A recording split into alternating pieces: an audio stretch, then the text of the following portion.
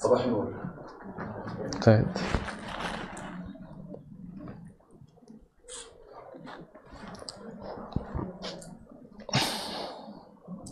Okay, so good morning everyone. First, let me please extend my many thanks to the organizers for giving me this very nice opportunity to talk about Joy and our products.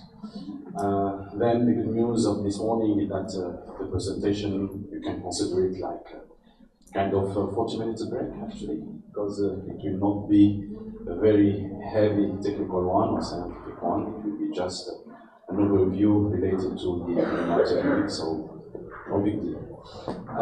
However, it will be quite dense presentation, so please don't hesitate to ask your question even after the session. Don't hesitate to come and talk to me. I will be more than happy to answer them. Also, I allow myself and I ask from the organizers to carry on with this presentation by shifting or switching to French. I think I can deliver a better message, especially with my horrible accent in English. Thank you very much. Donc, je suis Ahmed Tifami, ingénieur en chimie analytique instrumentation, et je suis le Head of Analytical Instrumentation Division au sein de Géol Europe. Et aujourd'hui, je vais vous parler des derniers développements en RMN chez Géol. Pour commencer, je vais très sommairement et brièvement vous présenter Géol. Donc, comme son nom l'indique, c'est une société japonaise et c'est une multinationale et qui a été créée donc en 1949 à Tokyo et qui s'intéresse très particulièrement à l'électron en ion noyau, donc aux techniques hydrauliques, notamment en microscopie ou en technique analytique. Donc justement, en termes de product line, le cheval de bataille de Géol, bien évidemment, au niveau européen, au niveau des US, ça reste la microscopie électronique, aussi bien en balayage qu'en transmission, et bien sûr l'aspect préparation d'échantillons qui va avec, pour avoir de beaux échantillons à analyser, et puis tout ce qui est industriel, équipement 3D, équipement semi-conducteur. Et puis ce que je souhaite exalter au jour d'aujourd'hui, c'est plus la division analytique qui regroupe particulièrement la masse, la RPE et la RMN, sujet de la présentation d'aujourd'hui. Donc je ne vais pas faire toute la line-up de la RMN chez Géol, mais je vais simplement highlighter le fait qu'on a une très longue expertise dans la production d'instrumentation RMN.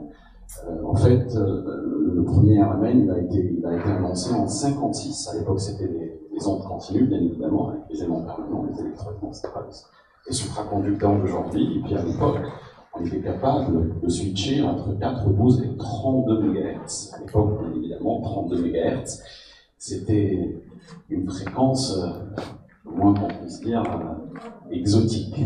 Et donc, si on regarde le spectre obtenu à 30 MHz pour l'éthanol à l'époque et qu'on compare avec le spectre actuel, on peut très rapidement et très facilement voir la très bonne qualité et la robustesse des appareils qui étaient développés à l'époque et qui continuent à l'être aujourd'hui. Cependant, la question très légitime qu'on peut se poser au jour d'aujourd'hui, c'est la position de challenger de Géol sur le marché de la RMN. Très clairement, on n'est absolument pas leader pour des raisons que je vais essayer de vous expliquer stratégiquement. Donc pendant plusieurs années, la RMN a été dédiée pour le marché domestique, c'est-à-dire le Japon et l'ensemble de l'Asie, on va dire.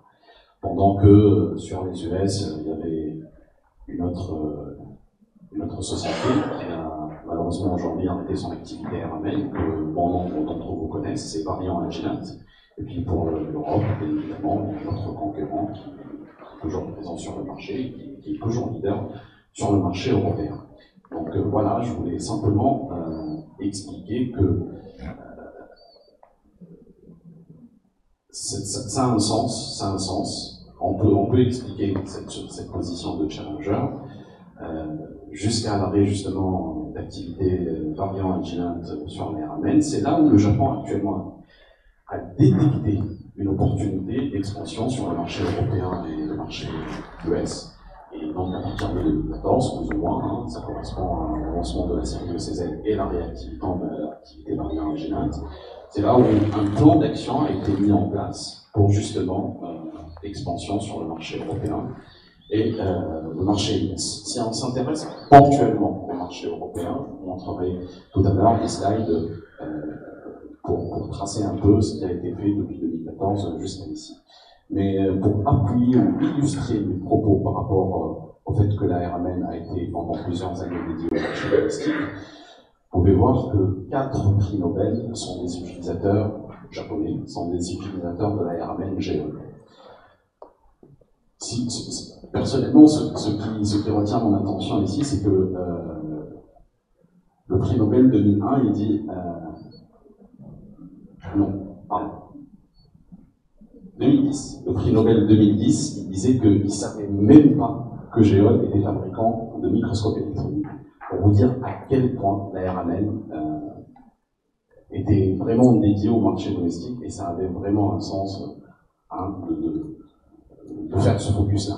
D'accord? Mais voilà, donc la RMN, c'est quand même une technique très très connue et très bien utilisée. Géol dispose d'une très bonne notoriété sur le marché japonais et le marché asiatique.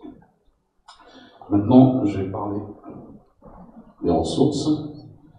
Donc, pour vous expliquer un peu l'organisation de Géol en Europe, c'est différentes filiales. Moi-même, personnellement, je fais partie de la filiale Europe SAS à partir de Paris. C'est des territoires gérés à partir de Paris, dans les pays du Maghreb, bien évidemment. Moi-même, personnellement, je suis en charge de la Tunisie, l'Algérie et le Maroc.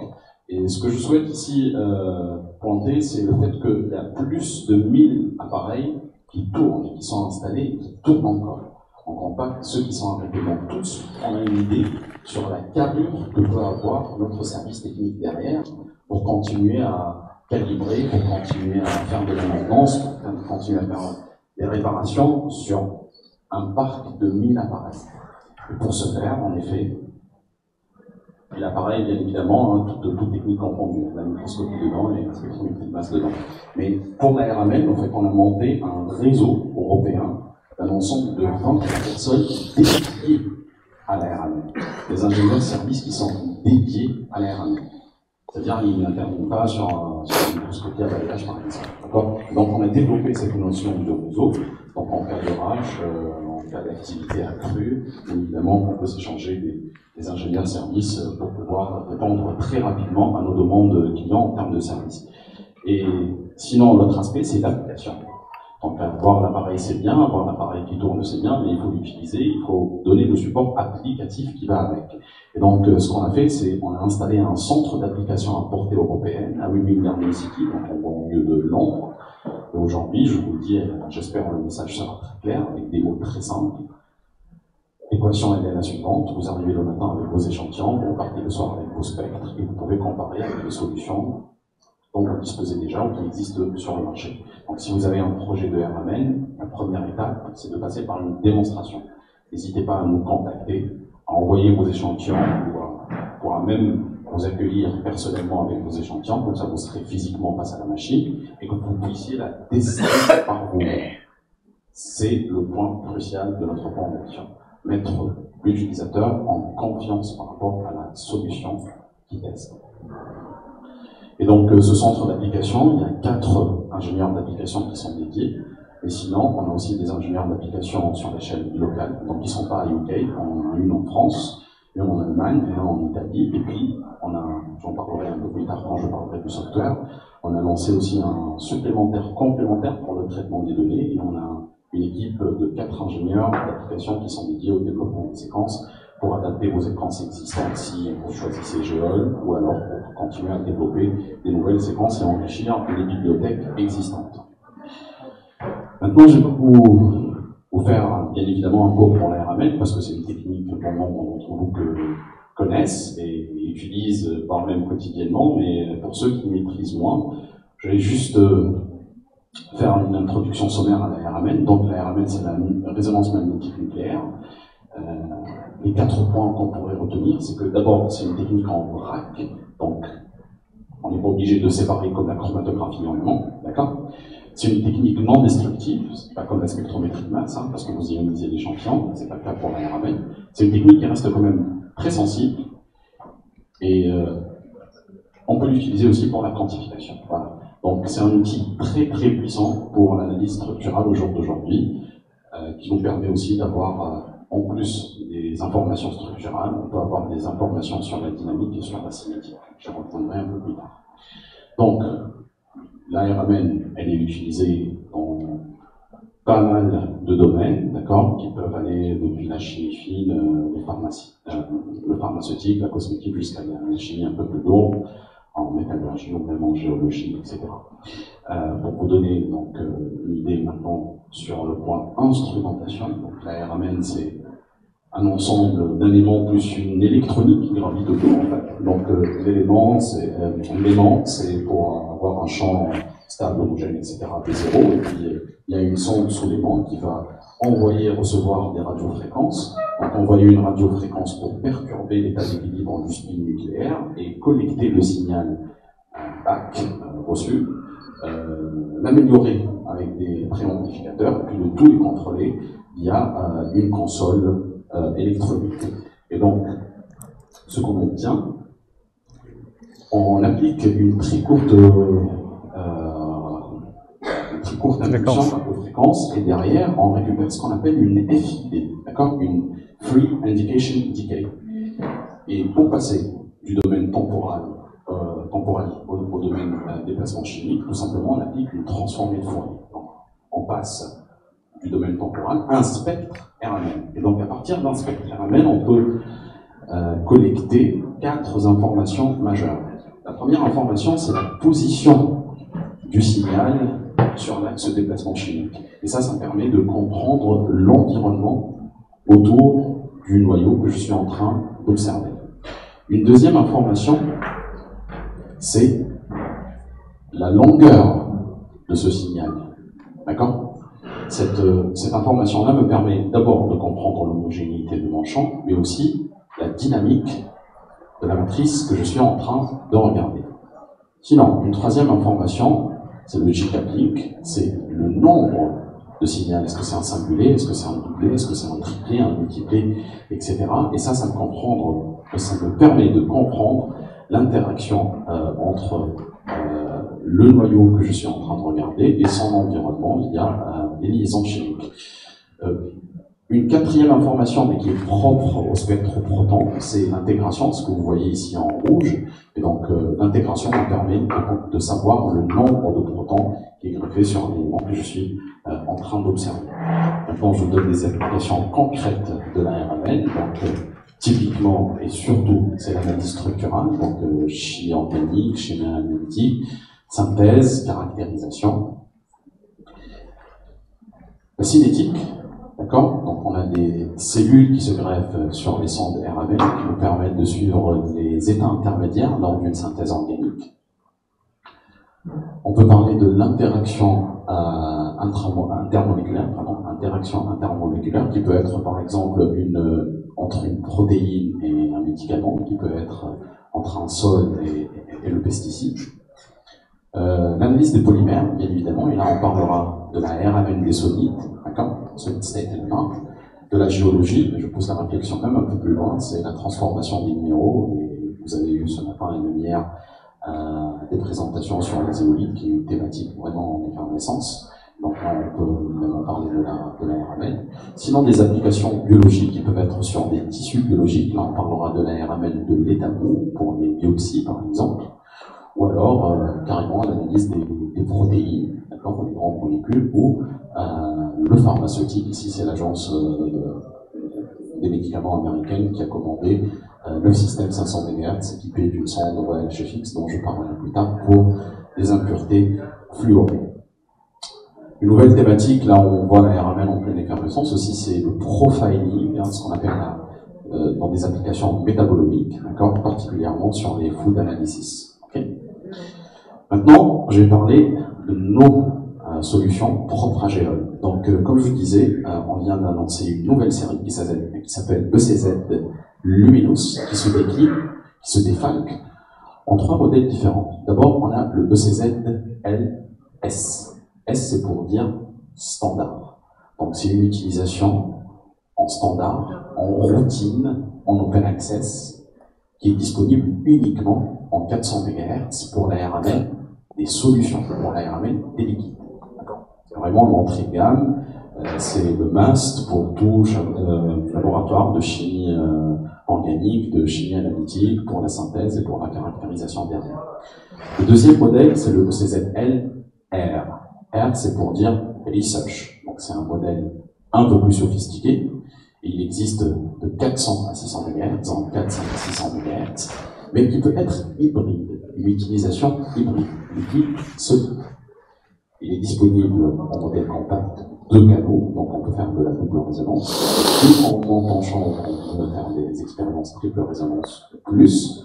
On offre le modèle ECZ-LG grand, d'accord, qui lui peut aller, si je l'ai mis sur la slide, jusqu'à 1.3 GHz. Pourquoi j'ai écrit 1.3 GHz? Parce que la bonne nouvelle, c'est que le gouvernement japonais vient d'injecter les fonds nécessaires chez Geol pour le développement du 1.3, parce que vous savez très bien que le concurrent vient de lancer son 1.2. Donc c'est un peu la course au très haut champ au jour d'aujourd'hui. Et donc pareil, il peut être hybride, liquide solide, et disponible en 2 canaux, 3 canaux, 4 canaux, avec des amplificateurs beaucoup plus puissants pour faire de l'ARMN du solide assez poussé. Et puis, même en termes de PFG, on peut avoir des amplis à 30 ampères qui sont capables de livrer jusqu'à 90 gauss par centimètre, des choses comme ça, pour des expériences d'OSI, pour le suivi des coefficients de diffusion. Maintenant, je vais vous parler des différentes technologies qui ont été mises en place à l'intérieur de la console. Donc le premier point, c'est le SCC. En gros, on a mis en place un aspect sécurité qui est le double storage, okay, le double stockage. Donc en plus du processeur propre à l'unité à la workstation, à l'unité de travail, à l'intérieur de la console, il y a un autre ordinateur, il y a un autre processeur. Donc en cas de rupture de courant, chose qui peut arriver, bien sûr qu'on est équipé d'UPS, qui ont une autonomie qui peut être assez limitée dans le temps. Donc en cas de rupture de courant entre l'unité de travail et la console, n'ayez pas peur pour vous donner, parce que de toute façon, tout est stocké à l'intérieur de la console. Il suffit d'aller face à la console avec un système externe, vous pouvez récupérer toutes vos données. Donc vos données ne sont absolument pas perdues.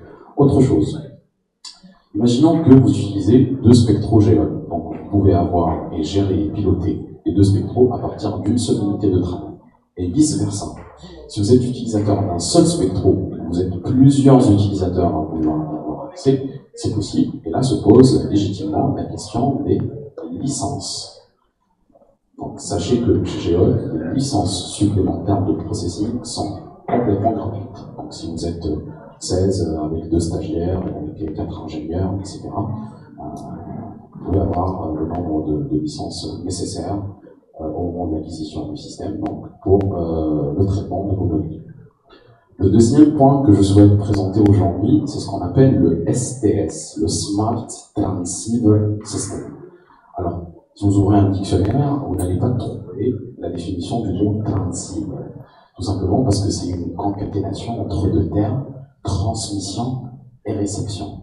On les a mixés dans un seul mot, c'est pour dire qu'aujourd'hui, la transmission et la réception sont gérées au même temps à partir d'une seule carte électronique. Regardez, avant ce qui se faisait sur le marché, c'est que chaque compartiment de l'électronique était géré par une carte. Avec cette nouvelle série, le tout est géré par une seule et unique carte, la transmission et la réception. Résultat des courses, s'il y a un problème, au pire des cas, ça serait une carte à changer, donc on peut speed up rapidement. Accélérer. On peut accélérer le diagnostic et on peut accélérer la réparation pour minimiser au maximum le temps à la machine. Ensuite, le multi-séquenceur. Donc un STS, c'est ce que vous voyez ici. Un premier canal d'émission de radiofréquence en haute fréquence, un deuxième canal d'émission de radiofréquence en basse fréquence et un récepteur. Donc un STS, premier canal haute fréquence, un deuxième canal basse fréquence et un récepteur. Donc normalement, je ne peux délivrer ou je ne peux produire que 2 radiofréquences. Donc je ne peux faire que de la double résonance. Ce qu'on a trouvé comme solution ici, c'est qu'à chaque entrée, on vient mettre 4 séquenceurs différents. Donc au lieu d'avoir 2 possibilités d'émission, finalement, je vais en avoir 8. Bien sûr, il faut avoir la sonde nécessaire derrière, mais on peut générer jusqu'à 8 fréquences splittées, moyennant uniquement un seul SMS, donc 2 canaux. Résultat des courses, ça c'est le premier canal, haute fréquence, c'est pour ça que je l'appelle HF 1, 2, 3, 4. Ça c'est le deuxième canal, basse fréquence, donc low frequency, c'est pour ça que je l'appelle LF, LF 1, 2, 3, 4. Et je vous invite ici à faire différentes combinaisons. Imaginez que sur le canal haute fréquence, j'assigne le HF1 à un proton, le HF2 à un fluor 19. Et sur le canal basse fréquence, je vais mettre par exemple un carbone 13 ou n'importe quel X, X étant un hétéronucléaire, n'importe quel du tableau périodique compris entre le P31 et le N15, l'azote, d'accord? Et donc, on peut faire ici HFX. Ou alors, on peut ici faire un proton, ici on peut faire carbone et azote, donc on peut faire HCl. L'idée, c'est qu'on peut faire de la multiple résonance moyennant uniquement 2 canaux. Et ça, c'est un avantage concurrentiel qui est breveté, parce qu'avec la concurrence, avec les concurrents, si on veut faire par exemple de la triple résonance, on est obligé de mettre 3 canaux. Alors, vous voyez ici, on peut faire de la triple résonance moyennant uniquement 2 canaux, et j'expliquerai davantage quand je parlerai des sondes. Maintenant, je vais parler de l'aimant supraconducteur. Alors, en standard, quand vous aurez une brochure, on présente 400, 500, 600, 700, 800. Bien sûr qu'on va au-delà de ça, mais ça reste des demandes à la carte. Mais les demandes standards, c'est 400 MHz, 500, 600, 700 et 800 MHz. On a un avantage concurrentiel sur le 400 MHz, qu'on sera très honoré d'annoncer son expansion sur le 500 et le 600 lors du prochain exercice fiscal. Alors, c'est quoi cet avantage sur le 400? C'est ce qu'on appelle le YH. C'est le year hold. C'est-à-dire que l'autonomie d'hélium, elle est de 365 jours. C'est-à-dire qu'on remplit l'hélium une seule fois annuelle. Je sais que vous, pour ceux qui utilisent la RMN, vous remplissez peut-être 3 à 4 fois par an, et là, avec ce modèle-là, YH, en étant l'autonomie de l'hélium, et on a besoin de remplir une seule fois annuelle. Maintenant, je sais que c'est pas la thématique en Algérie, Hamdoul, par rapport à l'hélium, vous n'avez pas ce problème-là, mais ailleurs, l'hélium a été et continue à être une crise. D'abord de par sa disponibilité, mais aussi de par son prix. Donc, pour résoudre ce problème-là, que vous n'avez pas ici en Algérie, Hamdoul, qui est un recycleur. Donc, un recycleur des liquides cryogéniques, aussi bien pour l'hélium que pour l'azote, d'accord? C'est une tête froide qui fait que tout est en batch, en système fermé, et plus besoin de remplir ni en hélium, ni en azote liquide. Maintenant, je vais parler des sondes. D'abord, les sondes liquides, ensuite je prendrai un moment pour les sondes solides. Alors, tout d'abord, sachez que toutes nos sondes liquides sont autotunables. Ça, c'est très important pour l'aspect automatisation. Ensuite, sachez qu'on propose en standard des sondes 5 mm, mais sinon, pour les noyaux à très basse fréquence, qu'on appelle les gamma, on propose des sondes 10 mm, et puis pour les small volumes, donc les très petits volumes, les produits naturels, extraction, etc., on a des sondes de plus petites de 3 mm. Maintenant, ce qu'il faut savoir par rapport aux sondes, c'est qu'on a 2 types de sondes différentes, ce qu'on appelle les sondes directes ou les sondes inverses. La définition étant la suivante. La bobine la plus proche de l'échantillon, le S étant le symbole, donc la bobine la plus proche de l'échantillon, si elle est dédiée au proton, on appelle ça une sonde inverse. Si elle est dédiée à autre chose, n'importe quel X, n'importe quel hétéronucléaire, on appelle ça une sonde directe. Vous voyez, là c'est un X. D'accord? Donc finalement, dans un laboratoire pour faire l'analyse structurale, on aurait besoin finalement de 2 sondes différentes, une sonde inverse et une sonde directe.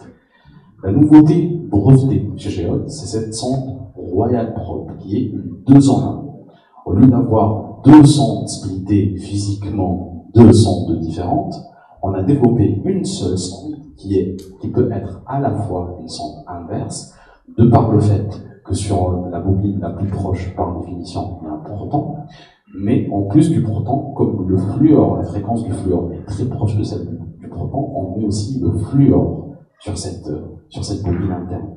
Donc, résultat des courses, il y a aussi le fluor, donc il peut être aussi considéré comme une sonde directe. Donc, en même temps, une sonde inverse et une sonde directe, tout en gardant une excellente sensibilité sur la bobine externe. Donc ça, c'est la sonde Royal Probe. Maintenant, au niveau du Japon, il y a eu ce besoin qui a été exprimé par le monde pharmaceutique et qui a aussi son sens sur un pléthore d'applications, qui est les impuretés fluorées. D'accord ? Et donc, on a poussé la réflexion plus loin et on est parti de la sonde Royal vers la sonde Royal HFX. C'est simple, on vient ici ajouter ce qu'on appelle une Needler coil, là vous voyez les deux bobines, hein, la bobine interne et la bobine externe, et sur la périphérie, on vient ajouter ce qu'on appelle une Needler coil. Cette Needler coil va nous permettre de voir le circuit électronique RLC selon une logique, ou une logique et. C'est-à-dire ici, on voit ou bien le proton ou bien le fluor, et ici, on voit et le proton et le fluor. Ce qui me permet finalement de splitter le canal haute fréquence entre le proton et le fluor. Et donc, je peux faire toutes les corrélations proton-fluor que vous imaginez. Par exemple, je peux observer un proton, je peux observer un fluor, je peux observer un X, et faire du découplage. Par exemple, je peux observer un proton en découplant un fluor, observer un fluor en découplant un proton, ou plus intéressant, notre avantage concurrentiel, c'est qu'on peut observer un X en découplant au même temps proton et fluor. Et ça, chez la concurrence, il va falloir 3 canaux pour ce genre d'expérience. C'est normal. Un canal X, un canal proton, un canal fluor. Alors que chez nous, je viens de le démontrer, on peut faire cette triple résonance, moyennant uniquement 2 canaux. Je vais vous donner des exemples concrets, d'accord? Rappelez-vous que le X, c'est tous les hétéronucléaires entre le P31 et le N15, d'accord? Donc ici, c'est un exemple d'un carbone 13. Vous voyez très bien, si j'observe le carbone, je n'arrive pas à tirer grande information de mon spectre. Si j'observe le carbone en découplant un fluor, j'ai des informations. Si j'observe le carbone en découplant un système le fluor, j'ai des informations, on va dire, supplémentaires. Alors, si je découple en même temps, en observant le carbone, je découple en même temps proton et fluor, j'ose dire bingo parce que le spectre est simplifié et que je peux tirer toutes les informations dont j'ai besoin. Et comme je vous ai dit, ce n'est pas propre au carbone, c'est tous les X. Ici, j'ai pris un exemple d'un P31. J'observe le P31, rien, well. J'observe le P31 en découplant un proton, le P31 en découplant un fluor, et vous voyez ici le triplet qui passe en singulier, le P31 en découplant en même temps proton et fluor. Et ce n'est pas propre que à la 1D, c'est aussi possible avec la 2D. Vous voyez ici l'exemple de l'HAPC, avec les 2 slots qui passent en un seul slot. Et donc, cette réflexion relative au fluor, à la HFX, on a encore poussé la réflexion plus loin. Pour le phosphore, c'est devenu la sonde HPX ou la Royal Plus, ou pour le carbone, la sonde HCX, qui est la sonde Royal P+, toujours en essayant d'avoir des combinaisons différentes entre les séquenceurs en haute fréquence et en basse fréquence. Maintenant, il y a une thématique qui est vraiment en pleine effervescence, à savoir les batteries. Et donc, pour les batteries, il y a un volet qui est très intéressant, c'est la diffusion de lithium à travers l'électrolyte, etc. Et donc, pour ce faire, il y a des sondes spéciales qui s'appellent des sondes de diffusion, donc pour pouvoir suivre les états de coefficient de diffusion. Et donc, sur ces sondes de diffusion, on a une première sonde qui est complètement comparable à ce que vous pouvez trouver sur le marché chez la concurrence, qui est capable, avec juste un ampli à 30, un PFG, un pulse field gradient à 30 ampères et l'ampli qui va avec, de délivrer 1200 Gauss par centimètre. On a un deuxième modèle qui est unique sur le marché, et cette fois-ci avec un amplificateur pour un PFG à 50 ampères, qui est capable d'aller jusqu'à 2000 Gauss par centimètre. Et donc c'est un produit vraiment unique sur le marché. Ensuite, ce qu'on appelle les cryoprobes, les sondes froides. Vous avez certainement entendu parler ou même manipulé et utilisé.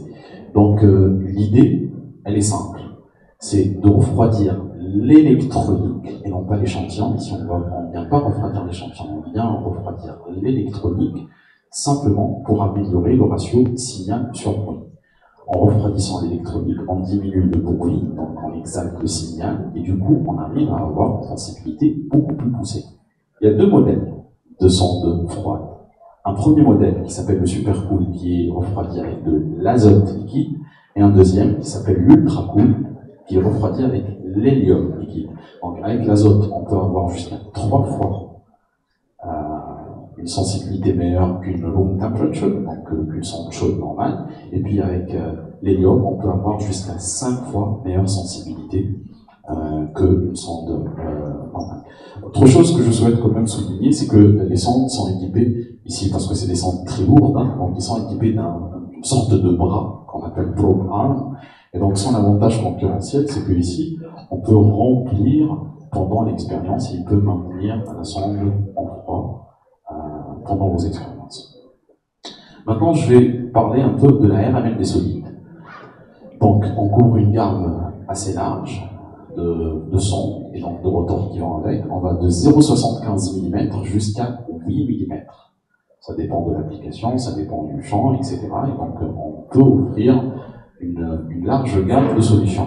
Alors, avec les 0,75 et les 1 mm, c'est ce qu'on appelle la fast RMN. Et ici, les 8 mm, c'est ce qu'on appelle les gros volumes. Quand vous avez l'analyte sous état ultra trace, c'est normal de mettre plus de volume pour pouvoir faire vos expériences. Et donc, pour la fast NMR, donc rappelez-vous, je disais c'est la 0,75 mm et la 1 mm. Avec la 0,75, on peut tourner jusqu'à 120 kHz, un spinning rate jusqu'à 120 kHz. Donc vous imaginez, avec cette vitesse extrêmement élevée, que si le rotor n'est pas très bien rempli, il peut très rapidement endommager la sonde. Et la réparation, elle peut être onéreuse, elle peut prendre du temps. Donc on a trouvé une solution, à mon sens assez archaïque, parce qu'elle est très simple, mais elle est vraiment utile. On a développé ce qu'on appelle le bench spinner. Donc c'est un testeur de paillasse. Avant d'injecter votre rotor dans la sonde, et que vous risquez peut-être de l'abîmer si le rotor n'est pas bien rempli, donc vous l'injectez tout simplement dans ce testeur, qui est une sorte de stator ici. Mais c'est un on-off en fait. Si le rotor n'est pas très bien rempli, vous allez voir, ça va pas démarrer ou ça va démarrer difficilement, et donc vous allez reprendre votre rotor et essayer d'améliorer son remplissage. Maintenant, un autre aspect, c'est l'automatisme. Alors, pour ceux qui utilisent la RMN des liquides, ça, il n'y a aucun problème. Depuis un bon moment, tout ce qui est automatisme a été développé. D'ailleurs, l'autotune a été développé par Geol en 1990. C'était une demande de l'Université de Lyon. Et donc, il y a l'autotune, il y a l'automatch, il y a les auto-sampleurs, donc les passeurs automatiques d'échantillons. En RMN des liquides, il n'y a aucun problème. Sauf qu'en RMN des solides, on n'a pas forcément cette facilité d'automatisme. Ben, on a réussi à s'affranchir de ce problème en développant un processus fully automated. Tout est automatisé, depuis l'introduction de l'échantillon jusqu'à l'obtention d'un spectre. Et ben, c'est simple. Vous avez ici un passeur automatique d'échantillon comme pour les liquides, et le point clé, c'est que ce même passeur, il peut être utilisé aussi bien pour les liquides que pour les solides. C'est-à-dire que vous ne changez pas de passeur en changeant d'application. C'est simple. Si vous êtes liquidiste, vous mettez un tube RMN. Si vous êtes solidiste, vous mettez un rotor dedans. Vous venez le placer sur le passeur d'échantillon. Un ascenseur va le véhiculer jusqu'en top de l'aimant. Et hop, introduction dans l'aimant. Arrivé au niveau de la sonde, le tilt à l'angle magique, d'accord, puis le spinning et l'analyse. Donc là, j'essaye de le schématiser. Donc voilà, le rotor carrière, il entre dans l'aimant, hop, le release du rotor, le tilt à l'angle magique et la rotation. Et tout ce process est breveté. Maintenant, cette sonde automatique, elle était jusqu'à récemment disponible en 3,2 mm, mais aujourd'hui, on est très fiers de l'annoncer pour la 1 mm et pour la 1 mm. Sinon, on a d'autres produits concurrentiels, uniques sur le marché, à savoir l'Extended VTLH. C'est une sonde capable d'opérer entre moins 100 degrés et plus 200 degrés. C'est la gamme la plus étendue sur le marché. Et sinon, rappelez-vous que j'ai parlé des low gamma pour les sondes liquides. On a la même solution. On a une autre solution, on va dire, pour la RMN des solides, sauf que cette fois-ci, ce n'est pas une sonde dédiée. Donc si vous faites des Logama, vous n'avez pas à investir, à acheter une sonde dédiée.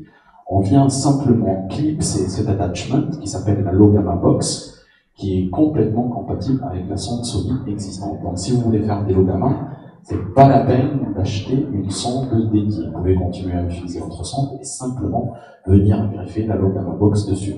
Sinon, on a une sonde aussi froide, donc une cryosonde pour la RMN des solides.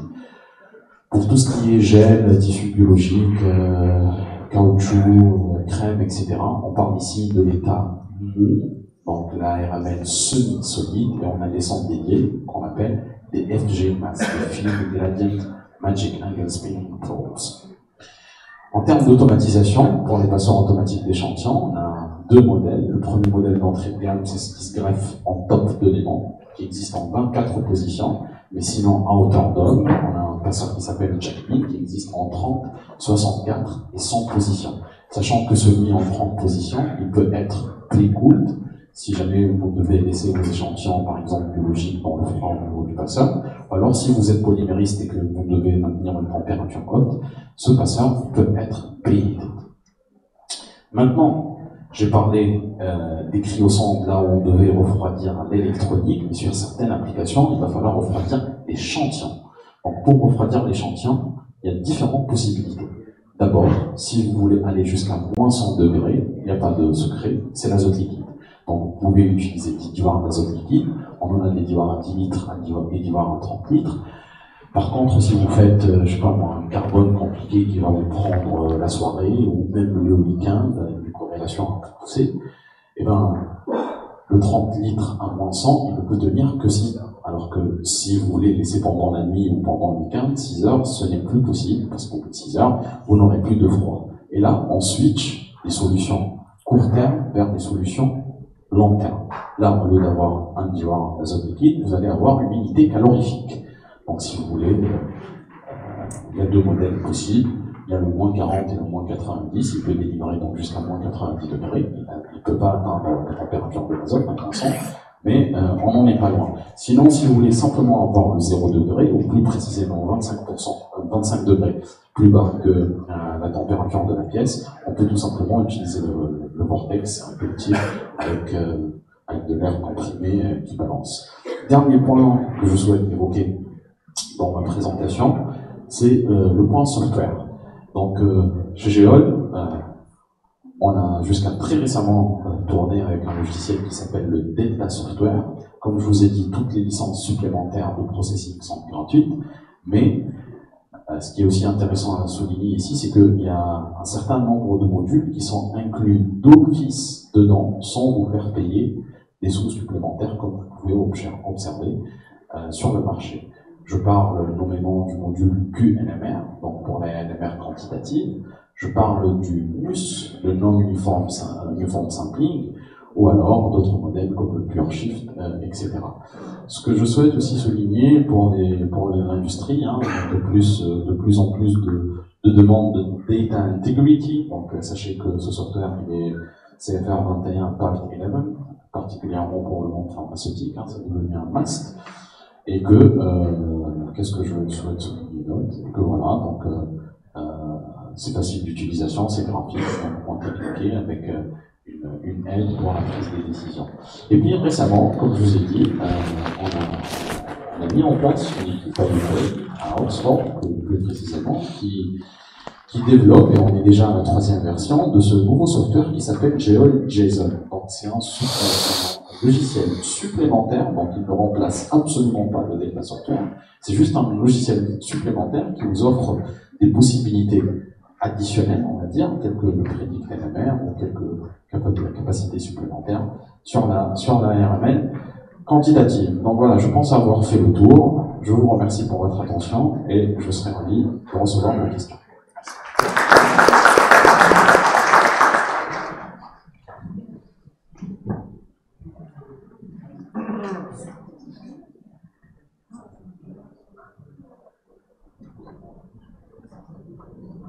Thank you very much for the great talk. Any questions?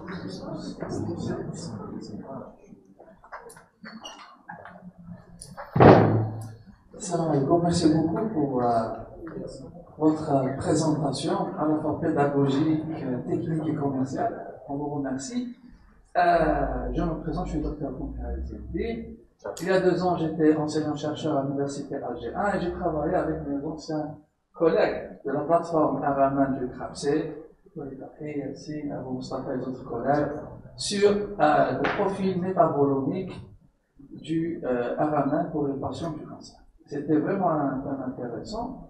Et j'ai vu dans votre présentation, vous avez parlé du profil métabolomique et vous avez même comparé, c'était rapide, avec les solutions, ou bien une analyse avec Brucker, je pense, dans votre slide, si j'ai bien vu.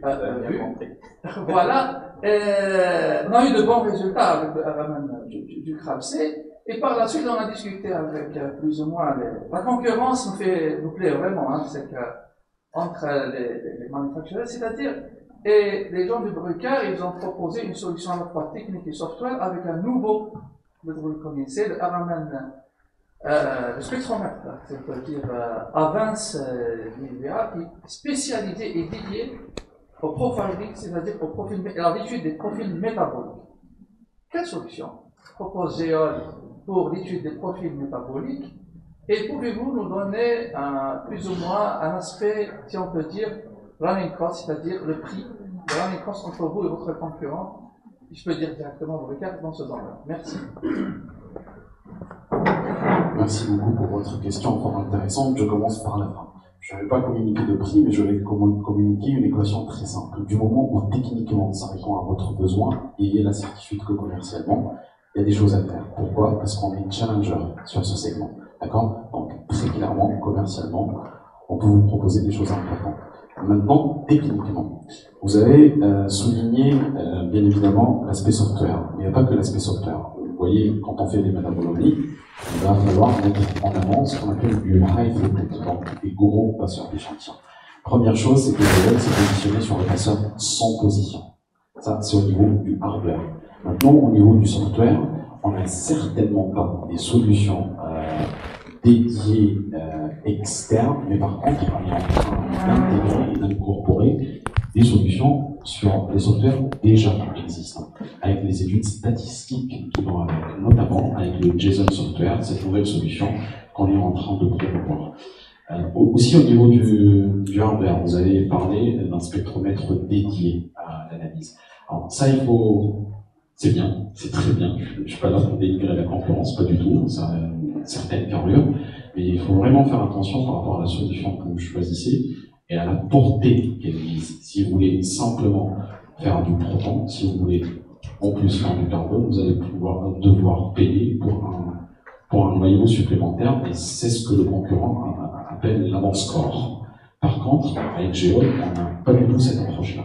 Si vous avez une sonde broadband, eh ben vous allez avoir une réelle sonde broadband. Ça n'a pas de sens de vous faire payer plus si vous voulez faire un noyau supplémentaire alors que la sonde le permet. Pourquoi je viendrais bloquer la fréquence du phosphore alors que la sonde le permet? Ce n'est pas du tout notre approche. L'approche de notre concurrence, je la respecte, elle est ce qu'elle est, mais sachez que l'approche japonaise et le management japonais, il est complètement différent. Au jour d'aujourd'hui, on a le hardware qu'il faut. Au jour d'aujourd'hui, on est en train de travailler sur le software qu'il faut, et je serai très ravi de vous inviter quand la solution sera à point pour que vous puissiez la tester par vous-même.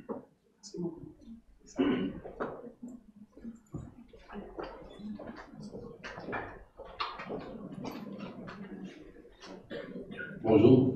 Donc, merci. Tout d'abord, je tiens à vous remercier pour votre présence qui c'était vraiment très clair. Donc, je suis l'IGSC responsable d'Araman au niveau du CRAPC. Donc, vous avez abordé le sujet concernant, par exemple, la sonde liquide et solide.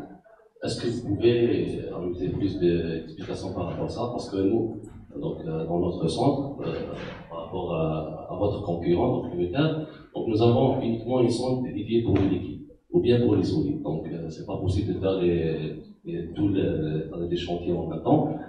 Un deuxième point que vous avez déjà abordé concernant la sonde solide. Donc, est-ce que, chez nous, donc, on peut travailler uniquement concernant la solide avec, c'est-à-dire on peut lancer des chantiers manuellement. Donc, concernant le tuning et machine, quand ça se fait manuellement, Est-ce que vous pouvez ajouter plus d'explications par rapport à ça? Parce que c'est un problème pour nous, pour ajuster les différents noyaux. Et un troisième point, si vous pouvez, encore une fois, nous donner plus d'explications par rapport à la régénération des liquides cryogéniques. Vraiment, c'est un point très important. Par exemple, chez nous, on a ce qu'on appelle un système de liquéfaction qui est par rapport au nom de confiance et PNL. Donc, on a arrivé à le faire, ça a fonctionné pendant des années, grâce à la compétence de nos ingénieurs. Donc, est-ce que vous pouvez donner plus d'explications parce que ça nous intéresse, surtout pour les biologiques, de faire la régénération. Merci encore. Merci beaucoup pour ces trois questions, aussi intéressantes l'une que l'autre. Alors, pour la première, je pense qu'il y a eu un petit quiproquo. Il n'y a pas une sonde qui peut faire les deux à la fois, liquide et solide. Ce que je disais, c'est que les sondes liquides, on a une sonde qui fait à la fois direct et inverse, mais qui reste toujours liquide. Elle fait pas du solide. Donc, si vous voulez faire de l'ARMN du liquide, vous utilisez une sonde ARMN liquide. Si vous voulez faire de l'ARMN du solide, vous utilisez une sonde ARMN solide. Par contre, on peut garder le même passeur d'échantillon. On ne change pas le passeur, on ne change que la sonde. Après, si l'organisation me le permet, pour répondre à la deuxième question, est-ce que je peux projeter autre chose? C'est gentil, merci. Parce que je pense que là, vous allez vraiment... Ah oui, c'est pas mon ordinateur. Je pensais que c'était là, bien sûr. Alors, je vais vous envoyer une vidéo explicative de tout le process automatisé depuis l'introduction jusqu'à l'obtention du spectre. Vous avez parlé du réglage des noyaux. Il n'y a pas que le réglage qui est automatisé. Le point crucial, c'est le réglage de l'angle magique, du MAS, du Magic Angle Spinning. Ça, c'est vraiment très difficile parce que c'est très ponctuel, c'est très précis, etc. Et avec notre solution, même le réglage, le setting du Magic Angle Spinning est automatique. Donc c'est simple, je vais essayer de schématiser.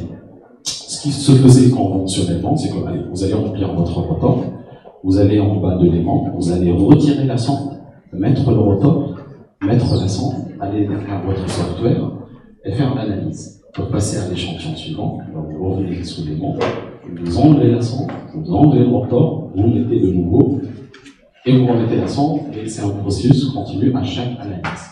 Ce qu'on vous propose, c'est d'oublier tout ça. La sonde, elle est fixe, vous n'y touchez pas. Elle est là, et l'introduction des rotors se fait par un passeur automatique par le haut.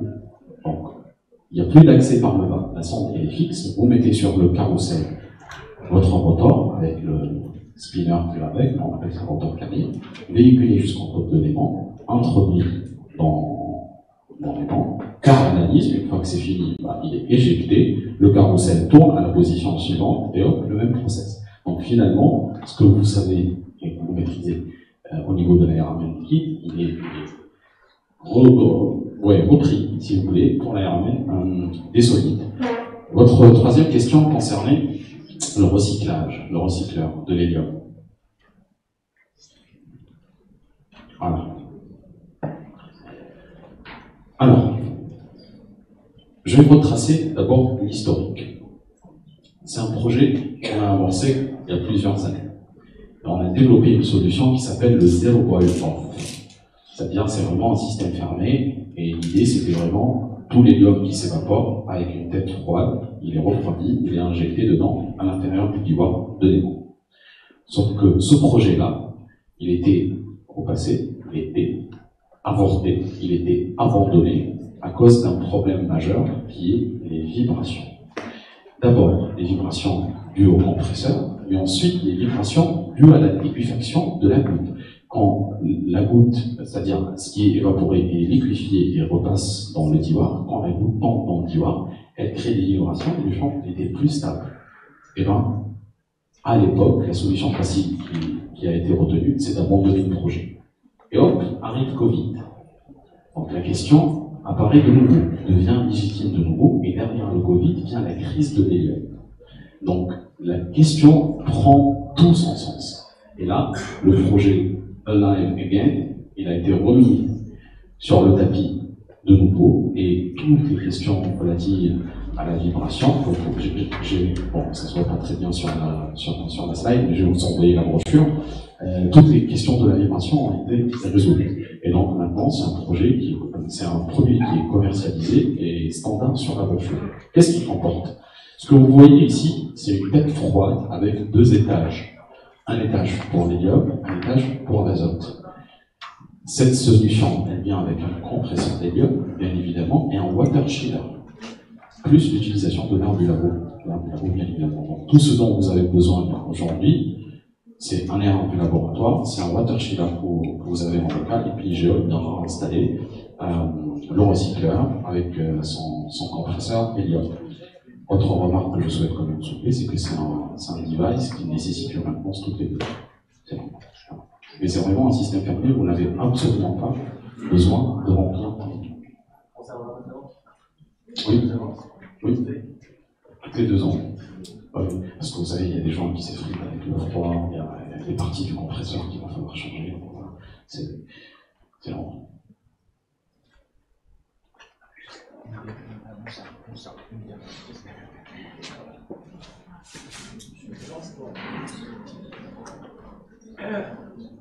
Bonjour, c'est Aden de Sanarak. Moi, ce sera une question rapide puisqu'on est prêt par le temps.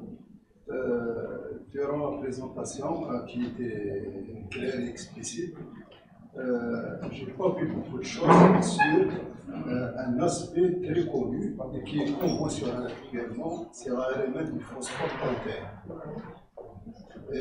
J'attire votre attention, peut-être que vous avez déjà cette expérience. Parfois, le fournisseur essaie de voir les laboratoires de référence. Un des laboratoires, une des organisations de référence par rapport à ces techniques, c'est une organisation, c'est l'OPCW, Organization Prohibition of Chemical Weapons, et fait le contrôle de ce qu'on appelle tous les produits chimiques fortement toxiques et qui peuvent être aussi des stimulants d'armes chimiques. Et parmi ces produits, il y a les pesticides organophosphoriques. Et c'est une technique très répandue et elle l'adapte pour, c'est décisif avec la GCMAS. Est-ce qu'au niveau de GEOL, il y a eu déjà de fourniture à cette organisation, parce que c'est très important, c'est la référence. Est-ce qu'il est investi fortement dans le phosphore terre?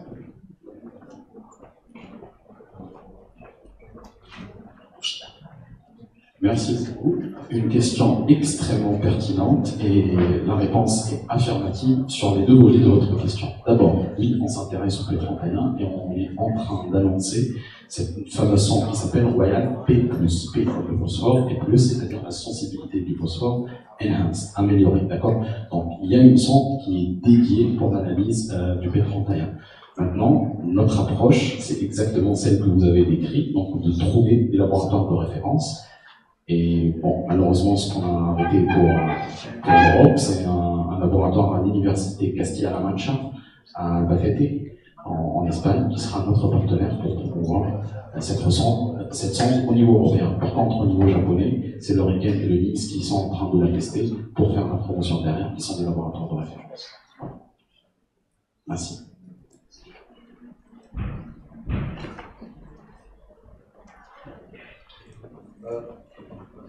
Bien sûr.